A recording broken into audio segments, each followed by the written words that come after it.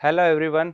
अक्टूबर month की एक नई शुरुआत 1 अक्टूबर के न्यूज़पेपर के साथ करते हैं। रेजोमैक्स डिवीज़न एक बार फिर आपके साथ आपकी कॉम्पिटिटिव एग्ज़ाम की तैयारी में मदद करने के लिए करंट अफेयर्स के टर्म में आया है। द पायोनियर न्यूज़पेपर का आज हम डिस्कशन करेंगे। पायोनियर न्यूज़पेपर में सबसे पहले जो पॉलिटिकल न्यूज़ ही है वही कांग्रेस की जो अभी कंट्रोवर्सी चल रही है कि किसे कांग्रेस का प्रेसिडेंट बनाएंगे। इसके बाद एक न्यूज़ जो सबसे ज़्यादा इंपॉर्टेंट हो जाती है, शुरुआत ही आरबीआई की एक नई मॉनेटरी पॉलिसी से हुई है। मॉनेटरी पॉलिसी में कुछ चेंजेज हुए हैं। दरअसल सबसे पहले ये समझना होगा कि मॉनेटरी पॉलिसी होती क्या है। मॉनेटरी पॉलिसी वो पॉलिसी है, वो फाइनेंशियल पॉलिसी है जिसे आरबीआई रेगुलेट करता है, उसे डिजाइन करता है। जबकि मॉनेटरी पॉलिसी के अलावा एक पॉलिसी होती है फिजिकल पॉलिसी। फिजिकल पॉलिसी में आप जिसे रेगुलेट करने वाली बॉडी है वो है मिनिस्ट्री ऑफ फाइनेंस। इसलिए आपको ये समझना होगा कि हमारे इकोनॉमी में, इंडियन इकोनॉमी में दो तरीके की पॉलिसी चलती है, एक जो आरबीआई के थ्रू और दूसरी मिनिस्ट्री ऑफ फाइनेंस के थ्रू रेगुलेट होती है। अब इस मॉनेटरी पॉलिसी में जो कुछ चेंजेस हुए हैं कि रेपो रेट में 50 बेसिस पॉइंट का इंक्रीमेंट देखा गया है, जो कि पिछले 3 साल में सबसे हाई है। अब रेपो रेट में 50 बेस पॉइंट का इंक्रीमेंट देखा गया है, लेकिन इसका मतलब ये है कि जो हमारी जो इंटरेस्ट रेट है उसमें 0.5% का इंक्रीमेंट हुआ है। 0.5% की रेट से आरबीआई ने जो रेपो रेट है, एक जो कि एक तरीके का इंटरेस्ट रेट ही है, उसमें इंक्रीमेंट करा है। अब इसमें आगे देखते हैं ये रेपो रेट होता क्या है और ये डिसीजन किसने लिया है। ये डिसीजन आरबीआई की जो मॉनेटरी पॉलिसी के थ्रू एक मॉनेटरी पॉलिसी कमेटी होती है जिसने ये डिसीजन लिया है। मॉनेटरी पॉलिसी कमेटी होती क्या है, तो मॉनेटरी पॉलिसी कमेटी एक 6 मेंबर बॉडी है। 6 सदस्य इसमें हैं।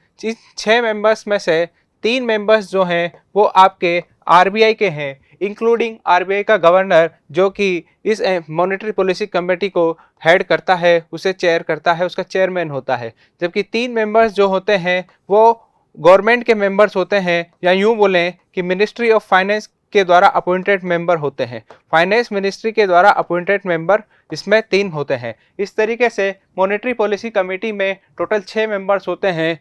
पहले 3 आरबीआई के, जिसमें आरबीआई का गवर्नर इंक्लूड होता है और वही इस मॉनेटरी पॉलिसी कमेटी को चेयर करता है। जबकि 3 मेंबर्स जो हैं वो हमारे ऑफिशियल जो मिनिस्ट्री ऑफ फाइनेंस द्वारा अपॉइंटेड होते हैं। अब ये तो हो गई मॉनेटरी पॉलिसी कमेटी की बात, जो कि मॉनेटरी पॉलिसी को फ्रेम करती है। इस मॉनेटरी पॉलिसी कमेटी ने हमारे रेपो रेट में 50 बेसिस पॉइंट का इंक्रीमेंट करा है। 50 बेसिस पॉइंट का इंक्रीमेंट करने का मतलब है कि जब रेपो रेट का में 0.5% इंक्रीमेंट देखा गया है, तो इसका मतलब ये है कि जो आरबीआई जो इंटरेस्ट रेट पर बैंकों को लोन देगा उसमें अब 0.5% का इंक्रीमेंट हुआ है। यानी ये चीज़ समझ में आ गई होगी कि रेपो रेट का मतलब क्या होता है। वह रेट जिस पर आरबीआई बैंकों को लोन देता है, वह इंटरेस्ट रेट जिस पर आरबीआई बैंकों को लोन देता है, बैंक्स को लोन देता है, ना कि बैंक लोगों को लोन देते हैं। बैंक लोग जो हमारी पब्लिक है उसे लोन देते हैं, इसका मतलब ये नहीं होता। इसका मतलब ये होता है कि आरबीआई जिस रेट पर बैंकों को लोन दे रहा है, जो इसका जो इंटरेस्ट रेट है वही रेट आपकी रेपो रेट कहलाती है। रेपो रेट, अब इस रेपो रेट में चेंजेस हुए हैं, पिछले कुछ टाइम से चेंजेस होते हैं। ये मॉनेटरी पॉलिसी कमेटी हर 3 महीने में मिलती है। हर 3 महीने में इसमें चेंजेस होते हैं यदि नेसेसरी है तो। और अभी जो रिसेंट चेंज हुआ है वो ये हुआ है कि इसमें 0.5% का इंक्रीमेंट देखा गया है। तो इसका मतलब ये हुआ कि अब जो बैंकों को आरबीआई से जो लोन मिलेगा वो लोन अब उसका इंटरेस्ट रेट ज़्यादा आएगा, उसका इंटरेस्ट रेट 0.5% ज़्यादा आएगा। तो इसका मतलब ये हुआ कि बैंक जो अब पब्लिक डोमेन में जो लोन्स का डिस्ट्रीब्यूशन करेंगे, चाहे वो व्हीकल लोन हो, चाहे वो आपके हाउस लोन हो या एजुकेशन लोन हो, तो उनमें भी अब आपका इंक्रीमेंट देखा जाएगा। और इसका मतलब ये हुआ कि अब आप यदि मतलब हम पब्लिक यदि बैंकों के पास जाती है तो अब इंटरेस्ट रेट के बढ़ने की पॉसिबिलिटी ज़्यादा है। यदि इंटरेस्ट रेट बढ़ती है तो जो ओवरऑल आपकी जो कॉस्ट है वो बढ़ जाती है। इंटरेस्ट रेट बढ़ती है तो जो इन्वेस्टमेंट की कॉस्ट होती है कंपनीज के वो बढ़ जाती है, और जिसकी वजह से ये टोटल जो इसका इम्पैक्ट देखने को मिलेगा वो आपके सीधे सीधे इन्फ्लेशन पर मिलेगा। जब चीज़ें ही ऊपर से चीज़ें ही महंगी आ रही है तो उसका इफेक्ट आपके लोकल इन्फ्लेशन को पे देखने को मिलेगा, क्योंकि आप बैंकों से इन्वेस्टमेंट बढ़ जाएगी, जो जिस चीज़ में इन्वेस्ट कर रहे हैं और जो प्रोडक्ट तैयार कर रहे हैं उसका इंटरेस्ट रेट ज़्यादा लगेगा तो उसकी ओवरऑल कॉस्ट बढ़ जाएगी। वो कॉस्ट बढ़ने पर वो आइटम्स जो हैं वो महंगे बिकेंगे, जिसकी वजह से आपको इन्फ्लेशन देखने को मिलेगा। ये पूरा खेल जो है वो मॉनेटरी पॉलिसी से डिसाइड होता है कि हमारी मॉनेटरी पॉलिसी क्या है, उसमें क्या चेंजेस हो रहे हैं। ये पूरी बात आपके आरबीआई की नई मॉनेटरी पॉलिसी में चेंजेस से रिलेटेड थी। हमारे ये शशिकांत दास हैं जो कि आरबीआई के करंट चेयरमैन हैं। ये देखो इसमें दिख भी रखा है, gases price is up to by 40%, CNG PNG to cost more. ये सब हर चीज़ में आपको इसमें इन्फ्लेशन देखने को मिलेगा। अब काबुल में कुछ बॉम्ब अटैक हुआ है तो इम्पोर्टेंट नहीं है, इंडिया में होता तो इम्पोर्टेंट होता। दरअसल एक बात समझा दूं कि काबुल में ऐसा हो क्यों रहा है, तो इतना सा समझ लो कि ये जो अटैक हुआ है वो आपके जिस इलाके में हुआ है, काबुल के दस्ती ब्राची इलाके में हुआ है, और वो जो है वो शिया कम्युनिटी से रिलेटेड एरिया है। और जिस शिया कम्युनिटी में भी जो है वो है हजरास नाम से एक ग्रुप था जो कि शिया कम्युनिटी से बिलोंग करता था, वहाँ पर ये अटैक हुआ है। दरअसल मुस्लिम वर्ल्ड में दो कम्युनिटीज़ का जिक्र होता है, एक आपकी शिया कम्युनिटी, एक आपकी सुन्नी कम्युनिटी। अफगानिस्तान, काबुल मतलब अफगानिस्तान में सुन्नी कम्युनिटी मेजोरिटी में है, और इन दोनों कम्युनिटीज़ के बीच में एक वर्चस्व की सुपीरियर पावर बनने की लड़ाई चलती रहती है। शिया कम्युनिटी और सुन्नी कम्युनिटी आपके अरब कंट्रीज में डोमिनेट करती है, जबकि शिया कम्युनिटी आपके ईरान वगैरह ये जो कंट्रीज हैं यहाँ पर इनका डोमिनेंस देखा जाता है। अब शिया कम्युनिटी में ये अटैक हुआ है और वहाँ पर भी हजरास एक ग्रुप था शिया कम्युनिटी का, वहाँ पर ये देखने को मिला है। तो आपसे पूछ देगा कि शिया सुन्नी क्या है, तो ये मुस्लिम जो हमारा जो रिलीजन ग्रुप है उसके दो पार्ट हैं, उसका एक ग्रुप है शिया और दूसरा है सुन्नी। इसके बाद आगे बढ़ते हैं, ये तो इंटरनेशनल न्यूज़ हो गई। इस न्यूज़ को देखते हैं। ये न्यूज़ है आपके दिल्ली एयर पोल्यूशन की। दिल्ली एयर पोल्यूशन एक बहुत बड़ा फैक्टर होता है। यदि दिल्ली एयर पोल्यूशन होता क्यों है, तो सबसे बड़ी बात ये होती है कि हम हर साल देखते हैं, स्पेशली विंटर सीजन में तो दिल्ली में एयर पोल्यूशन की जो प्रॉब्लम है वो बहुत ज़्यादा देखने को मिलती है। ये पूरी कहानी होती क्यों है, इस बात को समझना होगा कि दिल्ली अब विंटर सीजन आने वाला है तो गवर्नमेंट अपनी तैयारियां स्टार्ट कर दी, और उसी के लिए एक 15 पॉइंट एक्शन प्लान इन्होंने तैयार करा है। 15 point action plan to curb Delhi air pollution by Delhi जो गवर्नमेंट है, दिल्ली की जो स्टेट गवर्नमेंट है, उसने ये 15 पॉइंट एक्शन प्लान तैयार किया है। अब हमारे लिए ये इम्पोर्टेंट नहीं है कि वो 15 पॉइंट कौन कौन है, लेकिन हमारे लिए ये ज़रूर इम्पोर्टेंट है कि दिल्ली एयर पोल्यूशन के रीजंस क्या क्या हैं। दिल्ली एयर पोल्यूशन का सबसे बड़ा जो कई सारे मल्टीपल फैक्टर्स एक साथ काम करते हैं, और उसी सब का जो टोटल रिजल्ट आता है, उस एक रिजल्ट में बोलें तो वो है एयर पोल्यूशन। इसमें सबसे ज़्यादा इम्पोर्टेंट विंटर सीजन में ऐसा ज़्यादा क्यों होता है, कुछ चीज़ें तो ऐसी है जो कि साल भर चलती है, चाहे वो वहाँ का व्हीकल पोल्यूशन रहा हो। व्हीकल तो साल भर दिल्ली की सड़कों पे दौड़ते हैं, तो व्हीकल से जो पोल्यूशन आता है, स्पेशली हमारे नाइट्रोजन NOx का और SOx का, जो नाइट्रोजन ऑक्साइड और सल्फर डाइऑक्साइड्स के, तो इनका पोल्यूशन जो है वो दिल्ली एयर पोल्यूशन में उसका जो कंट्रीब्यूशन होता है वो साल भर ही होता है, क्योंकि व्हीकल साल भर ही दौड़ते हैं। इसी तरीके से व्हीकल पोल्यूशन के अलावा एक होता है कंस्ट्रक्शन एक्टिविटीज़ में जो निकलती है डस्ट, उसमें से जो पोल्यूशन आता है वो होता है आपके पार्टिकुलेट मैटर, यानी PM मैटर, जिन्हें हम बोलते हैं PM 2.5 और PM 10। इसमें आपकी जो कंस्ट्रक्शन एक्टिविटीज़ है, उन कंस्ट्रक्शन एक्टिविटीज़ की वजह से जो पोल्यूशन होता है वो है आपका पार्टिकुलेट मैटर 2.5 और PM 10, ये कंस्ट्रक्शन एक्टिविटीज़ की वजह से। जबकि SOx सल्फर डाइऑक्साइड और नाइट्रोजन ऑक्साइड, नाइट्रोजन डाइऑक्साइड आपके व्हीकल पोल्यूशन की वजह से। ये काम तो आपके पूरे साल चलते हैं। ओवरऑल आपको पूरे ईयर आपको ये देखने को मिलते हैं, लेकिन कुछ चीज़ें हैं जो कि विंटर सीजन में ज़्यादा एक्टिव होती है। उसमें एक बड़ा रीज़न है आपके स्टबल बर्निंग। दिल्ली एनसीआर के आसपास स्पेशली जो पंजाब हरियाणा वाला बेल्ट है, पंजाब हरियाणा वाले बेल्ट में जिस चीज़ की खेती की जाती है वो है आपका, इसमें खरीफ के सीज़न में पेडी क्रॉप को सबसे ज़्यादा इनका कल्टीवेशन किया जाता है, इनको उगाया जाता है। अब जब किसानों के लिए पेडी क्रॉप जो है ये तैयार होकर इसको कटने में, और दूसरी फसल को, और रबी कहने का मतलब ये है कि ये खरीफ की क्रॉप है, इस खरीफ की क्रॉप को ओवरऑल कट करने में और दोबारा दूसरी नई रबी की क्रॉप को वापस से उसकी बुआई करने में जो इन दोनों के बीच में जो टाइम पीरियड होता है वो बहुत कम होता है फार्मर्स के पास, जिसकी वजह से ये जो पेडी के जो रेजिड्यू हैं जो बचते हैं उन्हें मैनुअली इंडिविजुअल लेवल पर उन्हें निकालने की जगह उन्हें ऑन स्पॉट जला देते हैं, ताकि इनके पास जो कम टाइम है उसे यह ढंग से यूटिलाइज कर लें। और यही बात जो है, जो पेडी के जो रेजिड्यूज़ हैं उन्हें जलाना ही स्टबल बर्निंग कहलाता है। स्टबल बर्निंग की वजह से काफ़ी ज़्यादा पोल्यूशन होता है, और जब वो पोल्यूशन दिल्ली के आसपास होता है और वो चारों तरफ, यदि ये दिल्ली है तो दिल्ली के चारों तरफ, वह चाहे वो यूपी बेल्ट हो या हमारे जो वेस्टर्न यूपी हो या हमारे राजस्थान में हो बेल्ट हो, ये इस चारों तरफ से स्टबल बर्निंग होती है। और इस स्टबल बर्निंग का जितना भी पोल्यूशन होता है वो सारा दिल्ली की तरफ आता है। ऐसा इसलिए होता है क्योंकि दिल्ली जो है वो एक लो प्रेशर एरिया है।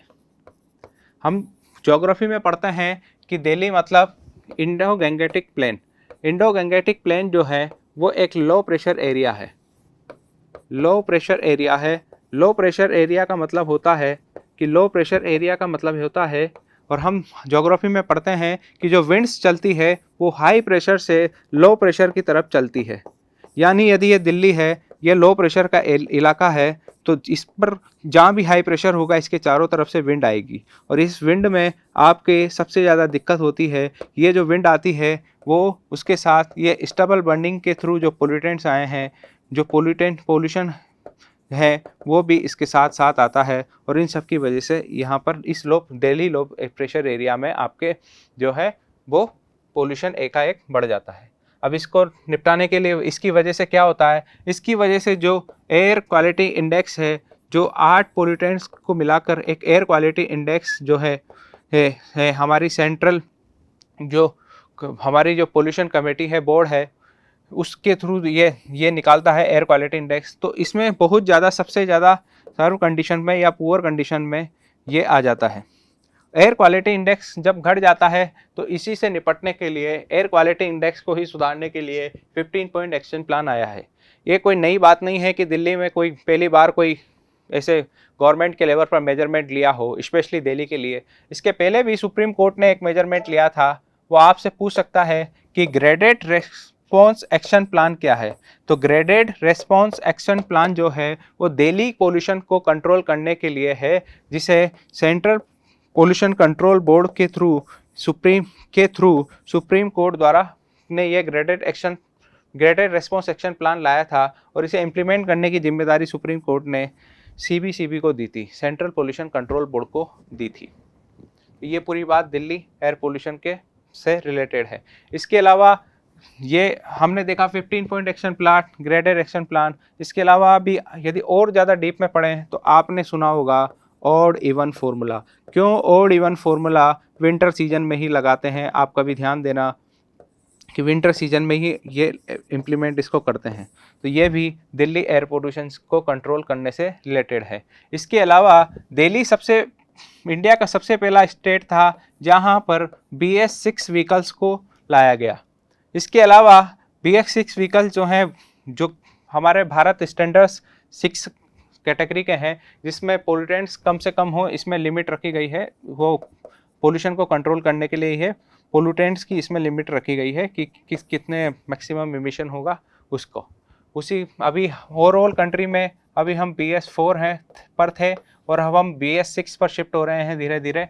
और इसमें जो सबसे पहले दिल्ली को ही और स्टेट्स के कंपैरिजन में पहले ही दिल्ली में BS6 को इम्प्लीमेंट करा गया है। इसके अलावा दिल्ली गवर्नमेंट ने अभी हाइड्रोजन सीएनजी वाली बसेस को, जो दिल्ली की जो लोकल बसेस है, लोकल ट्रांसपोर्ट बसेस है, उसमें हाइड्रोजन सीएनजी बसेस को लाने का भी फैसला करा है। इसके अलावा वहाँ पर इलेक्ट्रिक बसें भी चालू हो गई है, वहाँ पर इलेक्ट्रिक जो व्हीकल्स हैं उन्हें भी प्रमोट करा जा रहा है। ये सारी बातें जो है वो दिल्ली एयर पोल्यूशन को कंट्रोल करने से रिलेटेड है। ये अभी हम फ्रंट पेज की न्यूज़ थी, इम्पोर्टेंट थी, हमने इसके कोज देख लिए, इसमें गवर्नमेंट ने क्या एक्शन लिया ये देख लिया। इसमें आगे बढ़ते हैं। अगेन बीजेपी की MP के लोकल पोल्स की न्यूज़ है।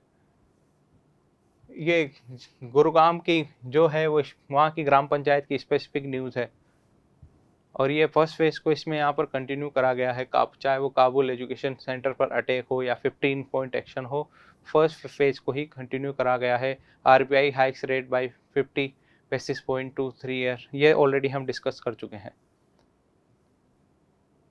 सक्सेना वर्सेस केजरीवाल दिल्ली की एक न्यूज़ है, आती है, वहाँ की पॉलिटिकल न्यूज़ है। LG और CM के बीच की लड़ाई इंपॉर्टेंट नहीं है। Cities air pollution already discuss कर चुके हैं, वही चीज़ें वापस से रिपीट करी जा रही है। Again Delhi he did nothing to check air pollution, again वापस से दिल्ली एयर पोल्यूशन पे ही सारी न्यूज़ आ रही है। दिल्ली गवर्नमेंट में वैकेंसी निकली है उसकी न्यूज़ है, अगेन इम्पोर्टेंट नहीं है। एक बार फिर कांग्रेस की न्यूज़ फिर इम्पोर्टेंट नहीं है हमारे लिए। अगेन आगे बढ़ते हैं। ED पे न्यूज़ आई है। हम पिछले 2 लेक्चर्स में ED के बारे में इसमें डिसीजन ले चुके हैं। बस ED है जो है हमने देखा था मिनिस्ट्री ऑफ फाइनेंस के अंडर काम करता है और जिन 2 एक्ट के थ्रू ये काम करता है वो इम्पोर्टेंट हो जाते हैं। एक है आपका फेमा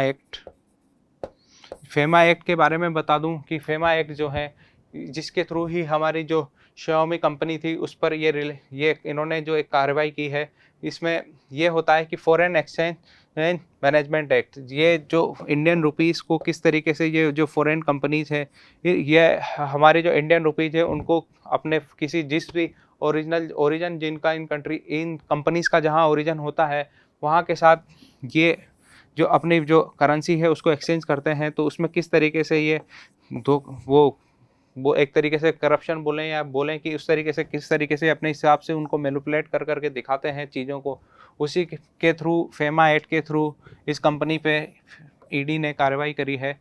अगेन ED हम ऑलरेडी डिस्कस कर चुके हैं, इम्पोर्टेंट नहीं है ये चीज़। हम न्यू CDS के बारे में ऑलरेडी डिस्कस कर चुके थे, हमको न्यू CDS मिले थे जो कि पहले CDS थे विपिन रावत जिनकी डेथ हो गई थी, और उसके बाद हमारे को नए CDS मिले हैं चौहान साहब जिनका पूरा नाम है अनिल चौहान नए CDS हैं। और CDS के बारे में मैं एक बार फिर रिपीट कर दूं कि CDS जो हैं जो हमारी जो आर्मी है उसके जो तीनों ब्रांचेज हैं, चाहे वो हमारी जो लैंड वाली हो, थल सेना हो, या फिर हमारी नेवी हो, या फिर हमारी एयरफोर्स हो, उन तीनों के लिए एक कॉमन हेड की तरह ये अब हमारे जो ये अनिल सक्सेना जी हैं उन तीनों को एक साथ उनके हेड के रूप में काम करेंगे। और तीनों के बीच में स्पेशली जो तीनों फोर्सेस हैं उनके जो जनरल हैं, उनके जो जनरल हेड हैं, उन तीनों फोर्सेस के उन तीनों हेड के बीच में एक कोऑर्डिनेशन बिठाने का काम ये करेंगे। ये हमारे अभी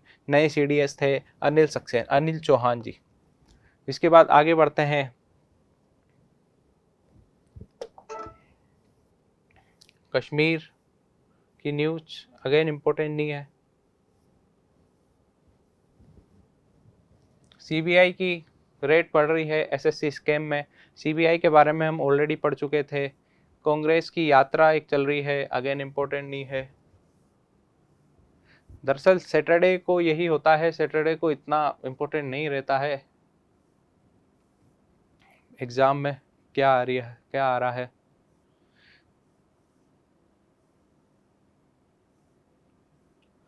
एरिया अंडर पेडी कवरेज फॉल 4.76%।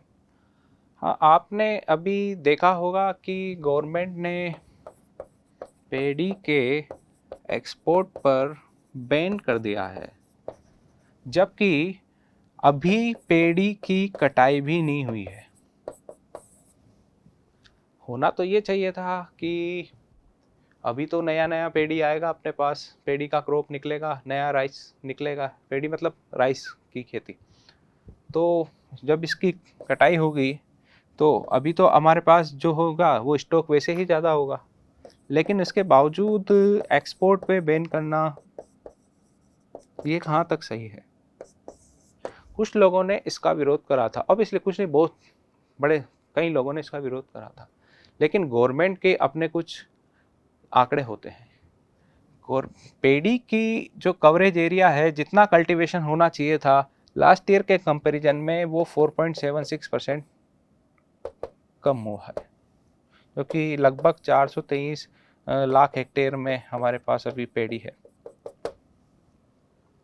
जब कल्टीवेशन ही कम हुआ है तो फिर इसका टोटल जो ओवरऑल प्रोडक्शन कम होगा, और पेड़ी का प्रोडक्शन कम होगा तो फिर इसकी मार्केट में जितनी इसकी सप्लाई भी कम होगी। मार्केट में सप्लाई कम होगी तो इसकी कॉस्ट बढ़ेगी। जब कॉस्ट बढ़ेगी तो हमारी जो अब ओवरऑल जो फूड इन्फ्लेशन है वो बढ़ेगा, यानी आपकी जो थाली है खाने की वो बढ़ेगी। फूड इन्फ्लेशन बढ़ेगा तो इसका सीधा सीधा इफेक्ट आपकी फूड सिक्योरिटी पे पड़ेगा। तो गवर्नमेंट ने सोचा कि बाहर जो एक्सपोर्ट हो रहा है उसे रोक दो। एक्सपोर्ट नहीं होगा तो भले ही प्रोडक्शन कम है, लेकिन इसकी वजह से जो मार्केट में हमारी सप्लाई है जितनी होनी चाहिए थी उतनी कंटिन्यू रहेगी। यदि सप्लाई उतनी रहेगी तो कॉस्ट है वो मैनेज रहेगी, कॉस्ट मैनेज रहेगी तो आपकी जो फूड है, फूड इन्फ्लेशन है वो मैनेज रहेगा, यानी आपकी जो थाली है जिसे आप खाना है, आपके खाने की कॉस्ट ओवरऑल मैनेज रहेगी, तो आपकी फूड सिक्योरिटी पे भी कोई इफेक्ट नहीं पड़ेगा, मतलब चेंजेस नहीं आएंगे। इसी को ध्यान में रखकर अभी गवर्नमेंट ने ये डिसीजन लिया था। विरोध करने वाले अपने लेवल पर अलग अलग तर्क देते हैं, लेकिन एक्चुअल यही है कि पेड़ी का कल्टीवेशन का जो एरिया है उसमें थोड़ा सा डिप देखने को मिला था। वक्त पे है एक आर्टिकल, अगेन इम्पोर्टेंट ही है, सुप्रीम कोर्ट का एक जो अबॉर्शन है उस पर कल एक पूरा आर्टिकल जो हमने देख लिया था, medical termination of pregnancy act के बारे में हमने देख लिया था कि किस तरीके से 4 वीक्स में जो है वो प्रेगनेंसी है उसकी जो डोमेन थी उसको इंक्रीमेंट, उसमें कुछ इंक्रीज करा थे कि जो बेनिफिशरीज हैं उसके उसमें इंक्रीमेंट देखने को मिला था। Again anti Covid fight important नहीं है।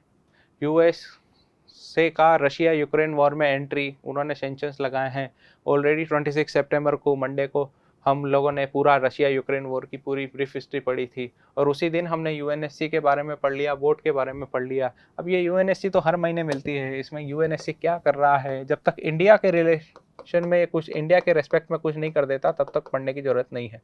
अब ये यूक्रेन पे क्या कर रहा है इम्पोर्टेंट नहीं है, यूएनएससी इम्पोर्टेंट है, हम ऑलरेडी डिस्कस कर चुके हैं। यूएनएससी में वीटो की पावर इम्पोर्टेंट है, वो हम लोग ऑलरेडी डिस्कस करते हैं। पैसिफिक आइसलैंड्स के बारे में हमारे जो बिडेन साहब हैं उनका स्टेटमेंट आया है, पैसिफिक आइसलैंड के बारे में भी हम लोग ऑलरेडी डिस्कस कर चुके हैं। श्रीलंका में जो इन्फ्लेशन है वो एक बड़ा इशू आ रहा है।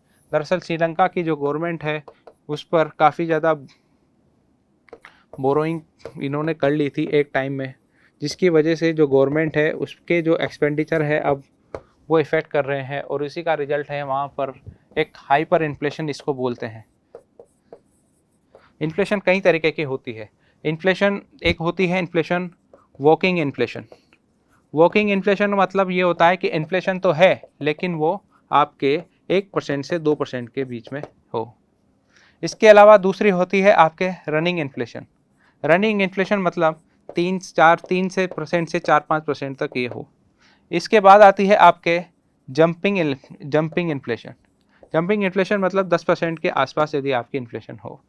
और इसके बाद एक होती है आपकी हाइपर इन्फ्लेशन। जब हाइपर इन्फ्लेशन ये होती है जब आपकी इन्फ्लेशन दो डिजिट में हो, यानी 10-15% से ज़्यादा हो। अभी श्रीलंका में कितना है, 69.8, लगभग 70% इन्फ्लेशन है।